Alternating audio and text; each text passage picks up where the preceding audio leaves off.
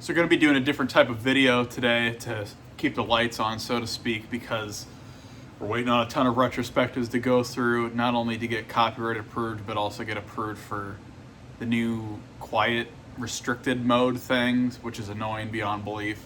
But I wanted to show you guys my collection of guitars that I've gotten over the past several years, and kind of as we go along, I'll go from the newest that I've gotten to the oldest, as well as show off other instruments and drums that I have at multiple different locations I have, because some of the guitars I have are stored at my parents' place as well. And I'll even show off the guitars that my dad has, drum sets, basses, and at the end I'll kind of talk about some of the guitars that I used to have. So I'm actually not going to be playing these for two reasons. One, I'm not that good. As many of you may know, I'm okay, but the other reason is that I'm mostly here to just show them off as opposed to actually sit here and loudly play into the stupid microphone and camera. But this is the newest one I just got. This is a Jackson Rhodes RRX, I believe it is, RRX 24. So what was immediately striking and what made me buy it off Reverb, which, by the way, if you are trying to buy guitars, the smart thing you want to do is go on Reverb and try to get ones that are used but are pretty much brand new. Because let's say there's some sort of defect, you'll know right away and you can just refund it and return it. Especially if you take it to like your nearby guitar place to have them double check. But I got this baby for like, what, $700, and it's worth like $1,000 something. It's also got a decent rating on findmyguitar.com, which is a really great site to know how good the guitar specs actually are. This one's actually pretty high up there. Now, the reason I got a Rhodes instead of a normal V is that I actually used to have a King V. I don't exactly remember which one it was. You can actually see it in some of my old videos, I believe, like my Megadeth reviews when I was a dumb kid in high school. But I was holding the red King V, which I think was like a custom shop filled demo version, because it was a red King V that had like kind of the edges, you know, the spiky edges on the bottom of it, as well as it had EMG pickups in there. Now, I can't exactly remember if they were active EMGs or not, because I didn't know what to look for in the back of your guitar, which if you have active ones, you're going to have this little thing back here.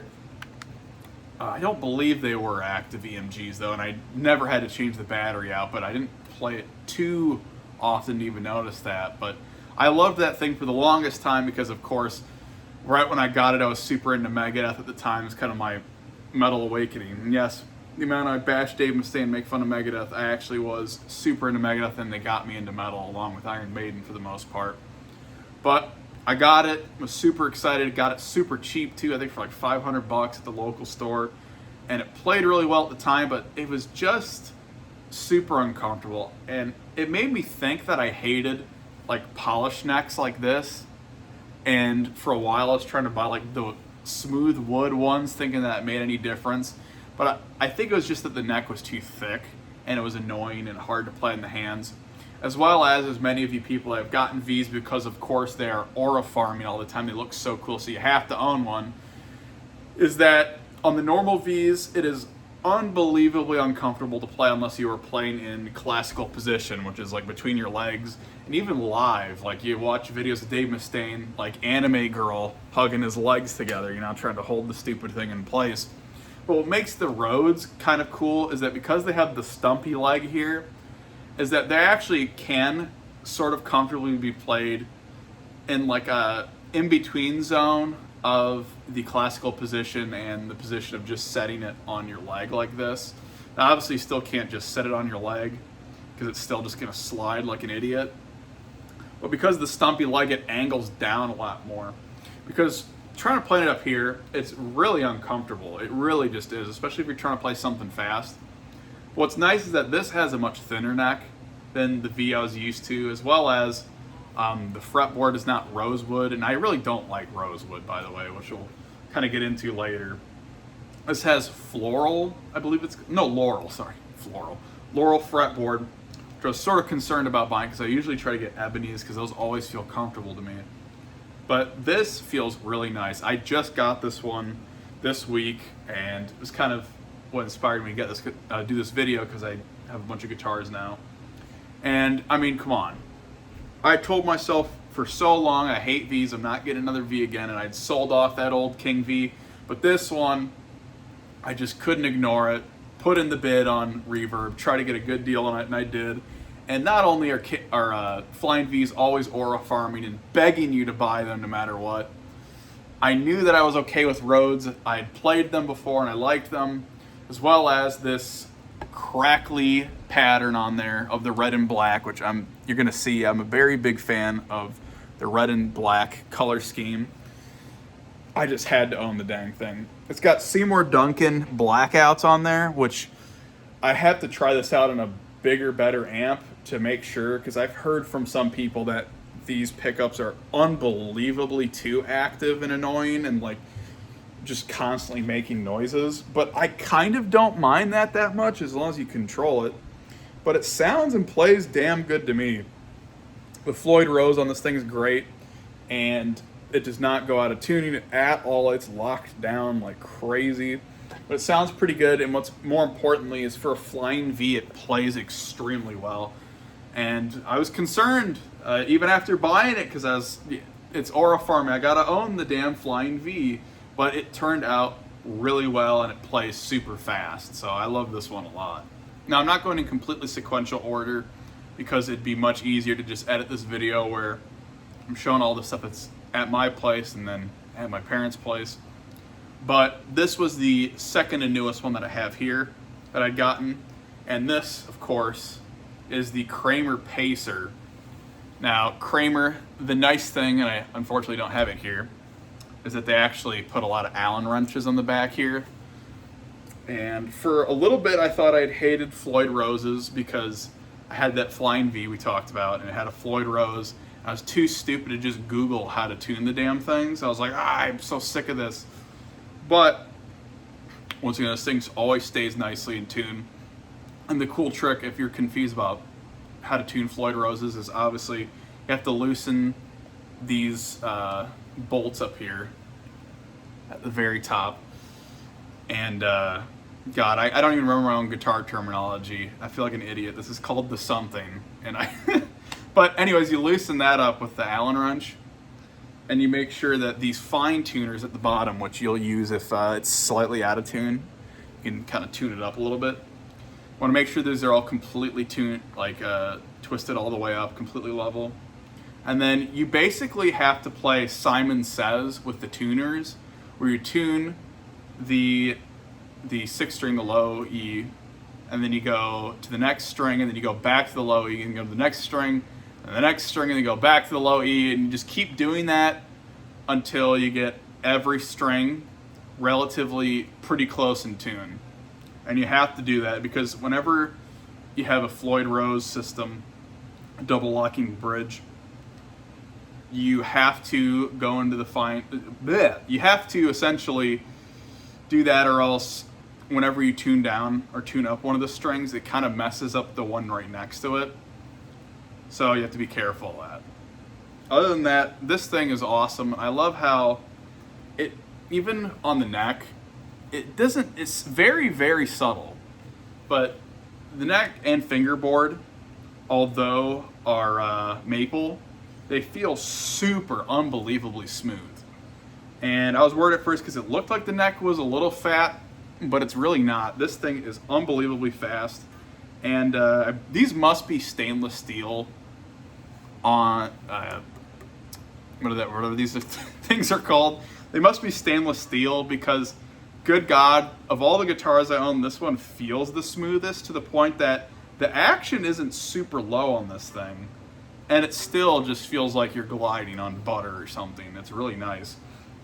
Now, these also, I can't remember exactly which type of Seymour Duncans are in this, but I remember looking at the specs because, of course, I had to own this. I almost bought the stupid ESP George Lynch yellow tiger print one, but that thing is not very good at all. It really isn't. And I got this used, I think off of Guitar Center, for the same exact price I would have paid for that stupid thing that doesn't even have good pickups in it or good specs and crappy necks.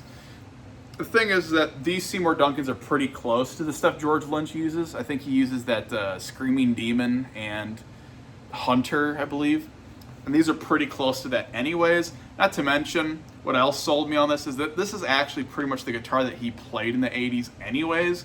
Him and Eddie Van Halen, all those guys, they basically used to just take Kramer Pacer bodies like this and put different headstocks on it and necks. Now, I don't understand why they would do that, because this neck, like I said, is awesome already.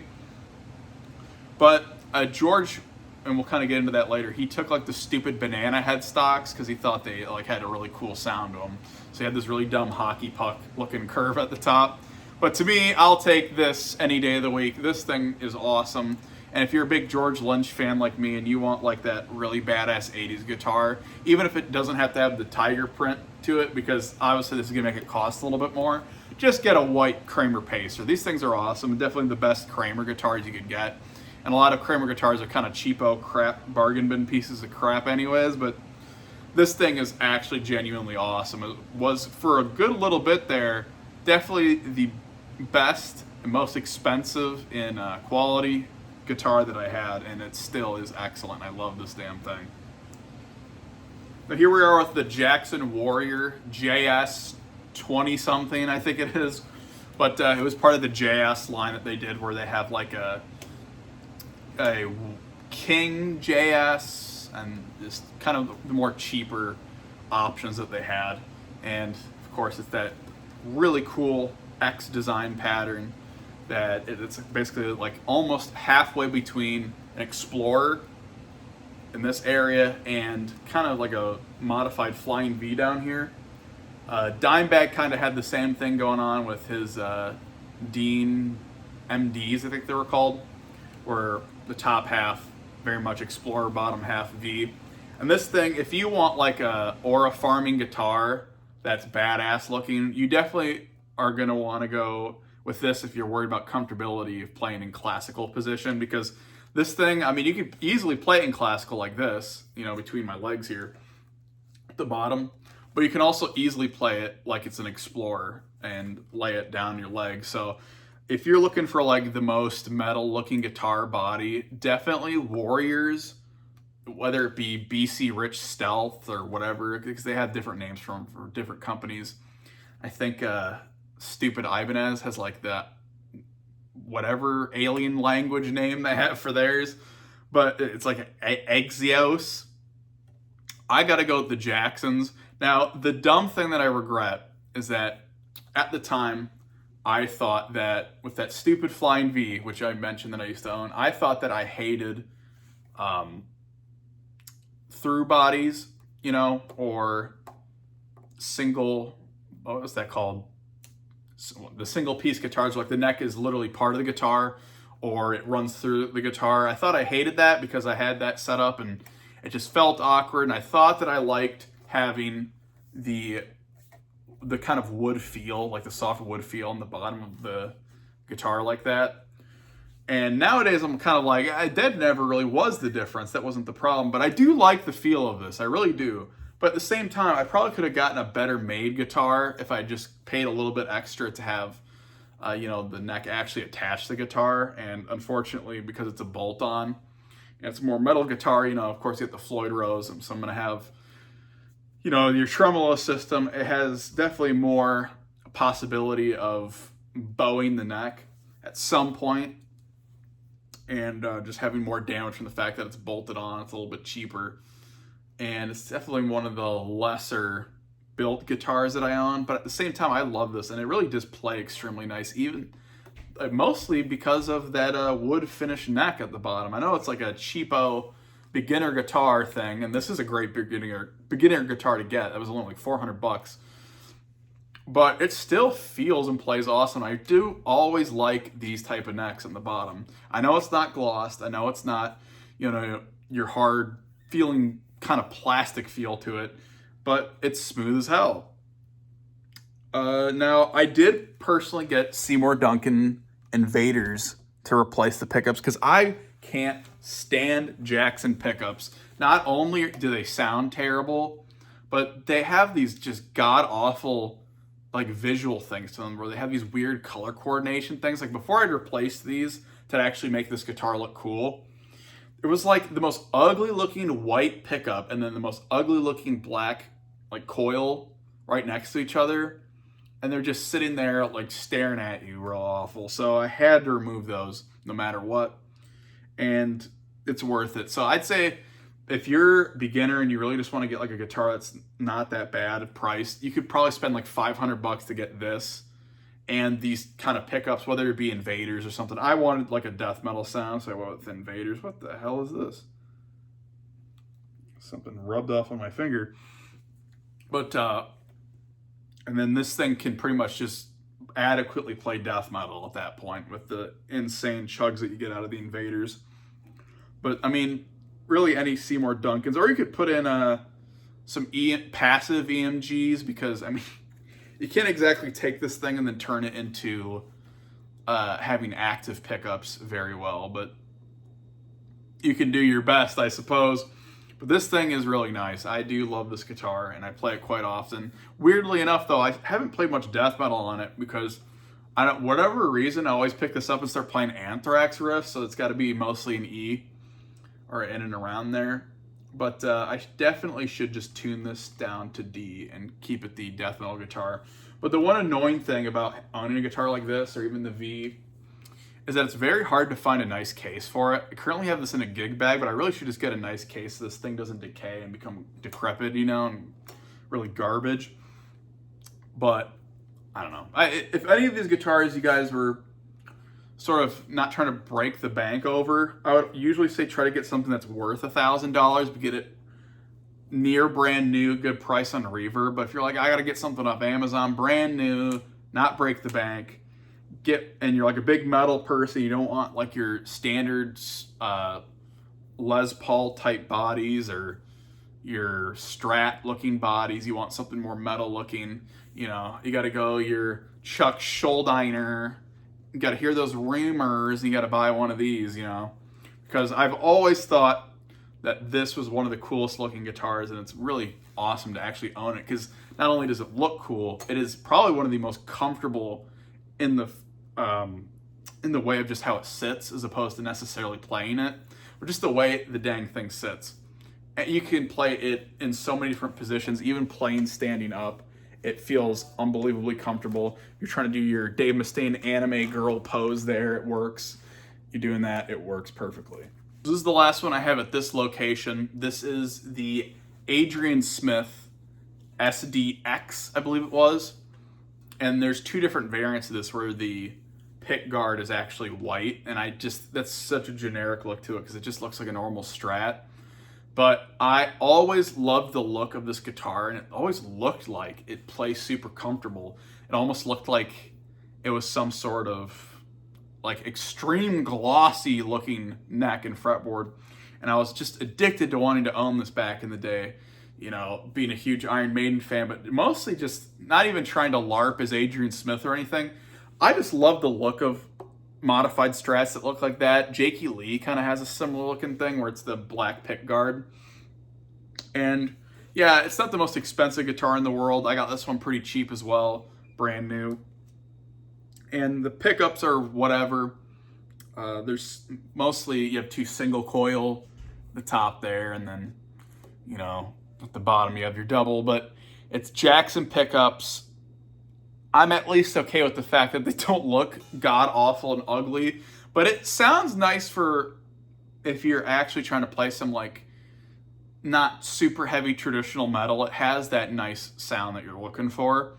But what's really cool about this is that not only does the back of the neck feel like a real nice gloss to it on the wood, sort of like the Kramer Pacer did, the fretboard is unbelievably smooth too. Like it's like the same level of gloss finish on the fretboard, and it's probably the most comfortable of all of them that I own.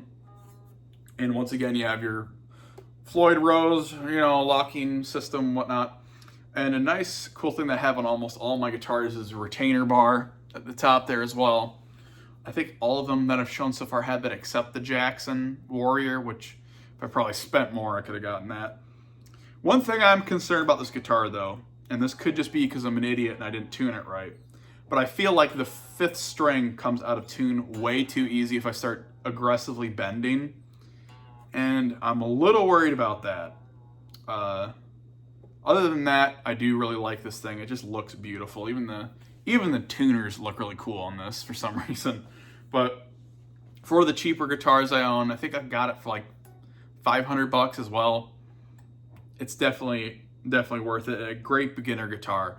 If you're trying to get a beginner guitar, though, I will say try to avoid buying something that's like literally like $100 or $200, like your crappy Squires or like your very low end Ibanez's. It's just not worth it. Like, just spend at least a little bit more. Get something like worth $400 or something in that range, and at least you'll get something that sounds good and plays pretty comfortably. And be very careful not to buy something like Gibson or Epiphone right out the gate. Something that's not very beginner friendly, something with a thin neck, something that feels smooth. Because if I got this as a beginner, I would have been playing way earlier on, because it just feels so comfortable with the super glossy finish, and you just move unbelievably fast on this damn thing. Whereas a lot of other beginner guitars, they don't have the nicest wood, you know, God help you, rosewood fretboards and super thick, uncomfortable necks or something. But yeah, this one's nice. So this next one is by far the most expensive and probably the best guitar with everything. It's like super high rating on findmyguitar.com. By far the best. With literally only one minor complaint, which is I don't like that there's not a screw on for the whammy bar. It just kind of goes in there. But this thing is the Schecter E-1 FRS, I believe it's called. But it's basically, you know, your typical Explorer. And I was worried that the color would be way too bright red, which you can see if the light's on, it's kind of bright red, but it's more of a dark red, which I like. But this thing has like everything perfect for it. The neck is super smooth. It's a just basically one-piece guitar here, one solid body, and super unbelievably smooth finish neck. The fretboard, ebony, it's like unbelievably smooth to move around on. And let's see what else. There's a lot of cool switches here. And as you can see, the top pickup is a little bit different. It looks a little strange. And the main reason why this is such a great guitar, and honestly, big tip to a lot of people that have problem with holding notes and bends and making them sound really good while playing leads. Get yourself what is on this guitar, which is a sustainiac system, where you have to turn, mess around with these two switches here. And I've seen people online use this more so when they're like shredding them, they'll like hit it real quick and then turn it back off and, you know, do that pretentious stuff. But trust me, complete cheat code here. Turn this thing on and leave it on, because you'll be hitting chords and it'll just like continuously resonate and sound really good, and it just holds those notes forever until you hit the next chord or move your fingers on the neck. And you can literally just like slide your finger around and it'll just keep like playing like a clear note. It's almost like a drum trigger in a way. And the craziest thing is when you're playing leads, you can just like bend and hold, even if like, you know, obviously when you bend a note, unless you're really using some vibrato or something, that note tends to die out. And if you're not the greatest at bending like me or Kirk Hammett or something, you know, you're having to do a lot of stuff to even make it sound like the note's continuing to hold or sounding good at all. You could barely bend it and it just sounds amazing. It just holds that note forever, you know. And even if it's not holding that long, you can just kind of hit it and it just sounds like a full bend. So to me, I think this is going to be the next huge thing in guitar, if not already. And all of you should definitely try to own one of these. Schecter seems to be cornering the market on these. There doesn't seem to be too much variety on like bodies that they have on these. They mostly have it in their like Explorer series, their E1 series. And they have like a couple super shredders that are like modified Strats that tend to have those. But this is like the Explorer body is perfect. And the cool thing about Explorers, as we've already talked about with these, they sit on your leg just nice. When you're standing up, obviously, they still feel nice. Tiny bit heavy, but I don't know. It's mostly light. It's lighter than another Explorer I've had in the past, which we'll talk about, which sucked ass. But I will say I almost bought the Schecter ball sack guitar, which you might be thinking that's a funny name, but it's literally uh, the guitar for the ball sack, the Jaws of Death from Guar. He has a very similar guitar, but without the sustainiac system. And this was honestly the big seller of why I went with this instead. But it's pretty much the same kind of thing, except it has like, just like that Rhodes V I had earlier, where it's like that kind of pulse look all over it, where it's like a cracked color. But the weird thing is that it's not like a cracked red and black, which seems like the obvious choice. It's orange and black, so I don't know how to feel about that. But if I got another Explorer, it would definitely be that. Now that Schecter might be the best guitar I own, but this one is probably my absolute favorite. It's an LTD, which a lot of people are like, oh, that's the cheapo versions of ESP. You want to own an ESP. I disagree. This is the Gary Holt Signature GH600. I originally came across this because I was thinking about getting a Kramer Assault, which is kind of known as the more wild side evil metal version of Les Paul, because, you know, most of us Les Paul knowers and haters like me know that they don't have the Floyd Rose system. They usually have the fixed bridge. And I don't like fixed bridges mostly because they just feel uncomfortable in my hand. I learned how to play with sort of like a cross between a real Floyd Rose and, you know, just a piece of crap, something with a whammy bar on it. So it just feels uncomfortable for me to rest my hand or palm mute on like this weird fixed bridge system. But also, typically your Les Pauls have super thick, fat necks, which we'll talk about in a bit. This one, as you can see, single body, solid body, and the just unbelievably smooth, just like that Schecter we just showed you. Ebony fretboard also. It just has everything I love. And I almost got the cheaper version of this, which was the GH200, and they have a GHSV200, which is like the arrow body shape, which is kind of like the popular V now, or it's sort of like a Rhodes, except the stumpy leg kind of protrudes out. It looks like an arrow.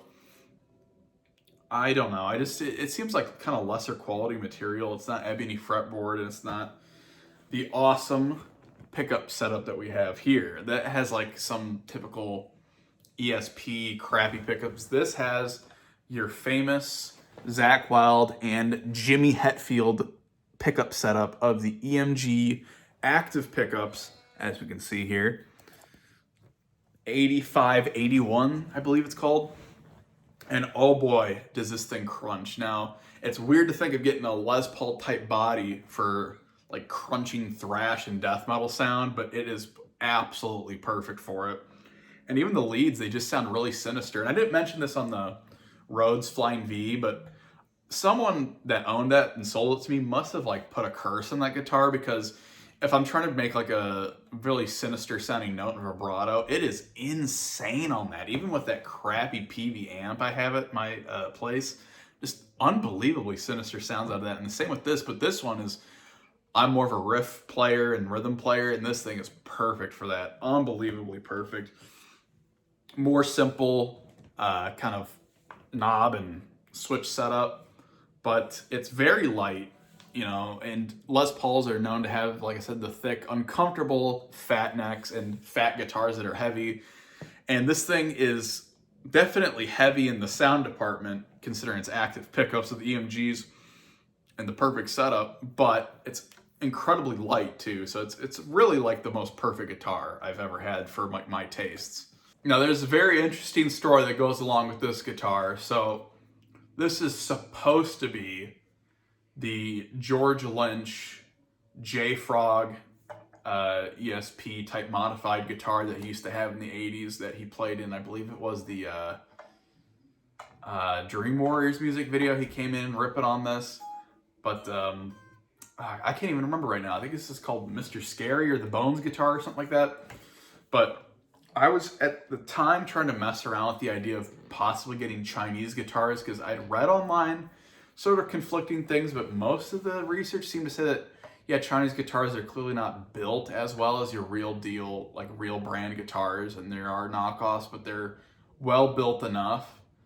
And I tried to get a couple, and they all just were complete crap, useless, wouldn't stay in tune at all, let alone be in tune. and just felt like they were made out of just really terrible material. This one felt like it was built better, but I don't know. I try to put some Seymour Duncan Screaming Demons in there, as you can see, which is the George Lynch.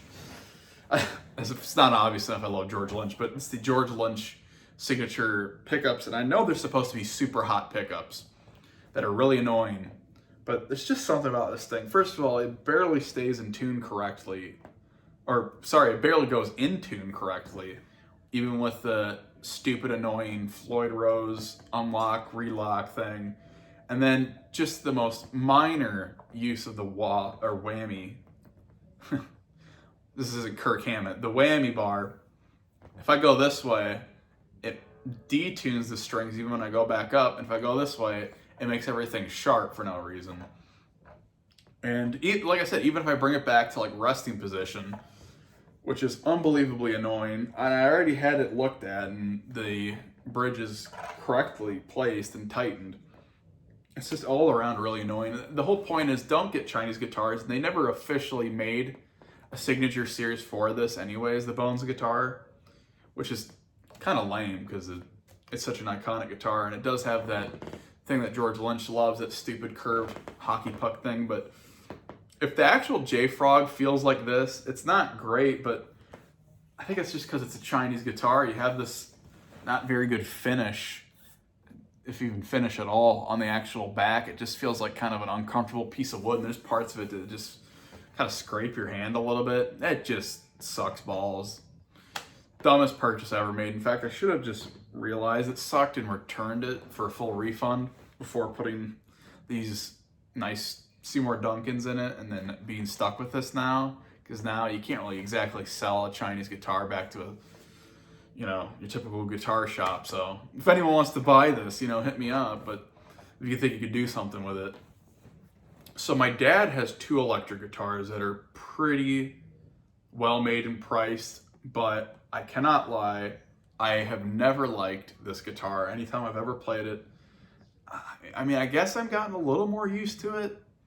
And the neck doesn't feel as thick and annoying as it used to as a kid, but I don't know. Everything annoys me about this. I don't like the fixed bridge system. Never have, never will. I feel like even though he put some Seymour Duncans in here, I feel like they sound like crap, even in the bridge. And it's never felt comfortable. The action kind of feels a little too high on it, even after slimming it down. I could go on and on and on. I will say though, the finish underneath on the neck, and the fact that it's a solid body, I believe, or is it a through neck? I don't even know. That part of it feels nice and smooth and fast. And the fretboard's actually not too bad either, but I don't know.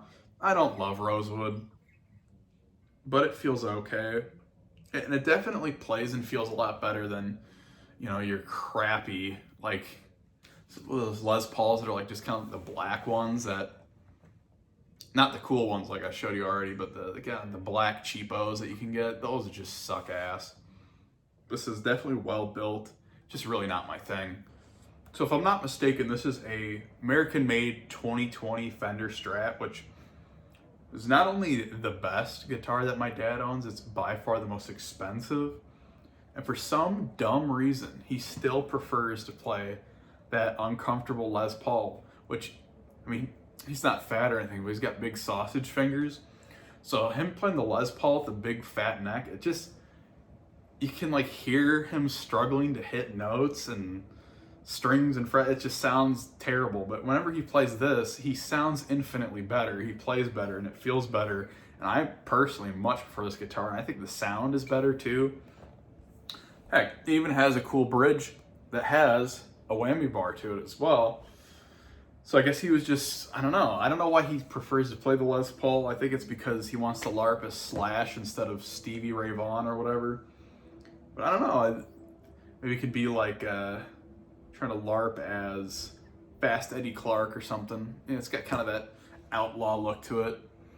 And I'm not gonna lie, I'm kind of glad that he went with this one, with that cool sort of Wild West look to it with the browns and oranges, as opposed to your typical boring lame Strats that are just white, you know, or cream colored or something, or God help you, like light blue or something. But this thing, perfect finish, perfect feel to it and everything. I mean, it smells perfect, you know, like this really is like a beautifully made American Stratocaster. It is probably just perfect. I have really no complaints about it. I've run out of electric guitars, but we have some odds and ends to get to. We have a bass laying around that's just a piece of junk. I mean, this is a band, Cinesonics. I don't even know if they still exist anymore, but this thing just sucks. But if you want some person around that barely plays an instrument and just throw down the bass, I guess we got this laying around. And then my brother has like a Ibanez bass over at our apartment, but I don't think he's ever even played it for a second in his life, which is still like 3 times as good as this piece of crap. So this acoustic was originally my dad's, and it's super expensive and nice. It's like a technological type of one because, you know, it's all nice and different and spiffy, but it also has some features to it where it's like got a looper and whatnot. You could just kind of loop some rhythms and then try to play over it. But the annoying thing is that it doesn't seem to fully work right, where it feels like it's almost half a beat off every time you try to record something. And then my dad, he just wants to give it to me because he feels like the action is still just way too high on it. It feels fine to me, and I can't stand acoustic guitars because of how high the dang strings hang. It feels like you're having to strangle them to push them down. This one feels fine to me. I don't know what he's talking about, but it's a nice solid body there. Super smooth neck and fretboard. I think it's ebony too, which, you know, I love my ebony fretboards. This thing is definitely the best acoustic I've ever played, definitely the most comfortable. I have a couple more acoustic guitars just laying around at this place, but I don't know, it's just your typical acoustics. But there is one that I won't get out that is really interesting. It's one that my grandpa used to own that was like super, super old and like made in like some faraway place with some really rare materials.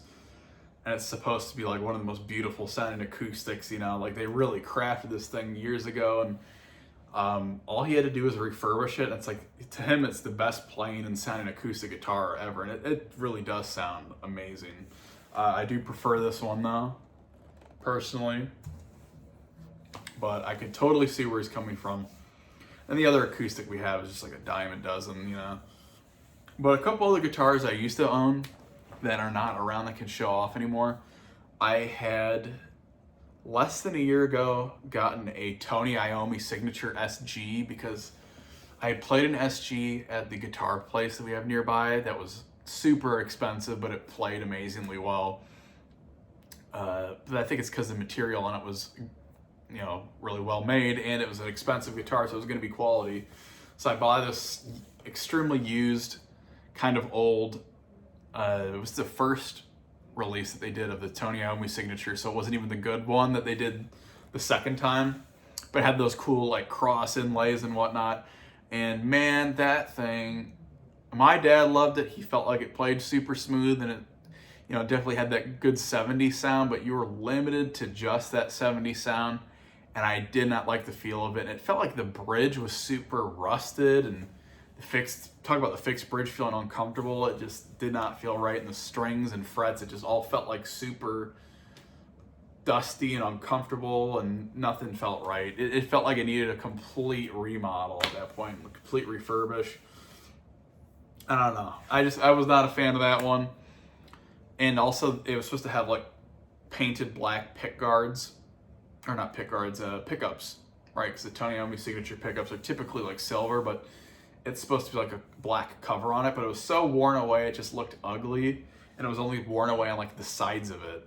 So you just see like it go from black to like this ugly burn look to silver-ish, but it looked like rusted silver. It just was not a very good look, and it felt heavier than other SGs I've played. It just did not feel like that comfortable one, and I should just bought at the guitar place. So there was that one, which I highly regret. And there was another one that I owned for a tiny bit that I don't know the exact model of, but it was like an Ibanez that had a fixed bridge, but it was almost like, it sort of looked like it wasn't. It was this blue guitar that had really just nice neck finish and everything. It looks like the kind of guitars that Chris Broderick would play all the time. That one was nice, but I don't know. I just didn't love it. It didn't have the Floyd Rose system. I honestly probably shouldn't have returned that one, or try to get a profit on it, because ultimately I lost a ton of money trying to take it back in. But it played pretty nice. I just didn't love it for some reason. Maybe it's just the look wasn't right or something, but I never really wanted to play it out and grab any other guitar other than the Chinese one over it. But that was the guitar that I bought that kind of got me back into playing, because I hadn't played in a few years because that stupid Flying V, the King V, the infamous King V, which I had for so long. I just hadn't played guitar for like maybe over 5 years until this year. I was just not into it. I'd played drums, which I'll show you guys in a little bit here. Drums more than anything else instead, if even that. But that guitar did kind of reignite my interest in it again, especially getting rid of that stupid Flying V that wasn't comfortable at all. Now before that, I actually had a guitar that was even more uncomfortable than the V, and that was an Explorer. This was right before I got into Megadeth and Iron Maiden. I was super into, Metallica, the early Metallica obsession. So of course, you go to the Guitar Center, you see a new Explorer that's basically just the cheapo LTD Explorers that have the fixed bridges, and this thing was old. It felt old, it felt uncomfortable with the boring rosewood fretboard, which just felt like the notes were always going dull and the strings were sticking and not moving at all, which that Chinese guitar tends to have a huge problem with, by the way. So I turned that in for partially to fund the Flying V when I bought that, but even before then, I had this little cheapo Ibanez, but once again, because I traded it in, I don't even remember what it's even supposed to be, but to be honest with you, that thing was more comfortable to play than the stupid Explorer, which was more expensive, and the Flying V, oddly enough.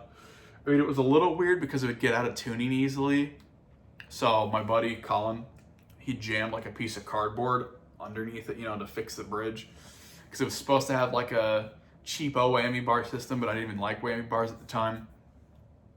And that thing worked great. It played way better than a lot of the guitars I'd had for a while, but the stuff I have now, other than that god-awful Chinese guitar, are so much better, and I've been playing guitar like every single day, just picking up one of these ones, so hopefully you guys kind of might get some cool recommendations, although I will say some of them are signature models like that Rhodes.